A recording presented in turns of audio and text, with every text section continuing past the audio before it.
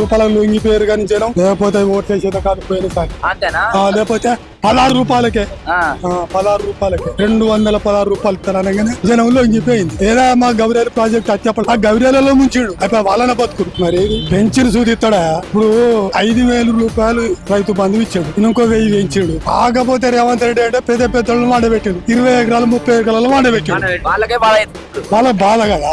ఇదే కరెక్ట్ అంటవా? ఇదే కరెక్ట్. బక్కోడు బతకాలి, బలిచినోడే బలిచినోడు ఎంత బతుకుడు, బక్కోలో బతకాలి, బక్క ఆసాగి బతకాలి.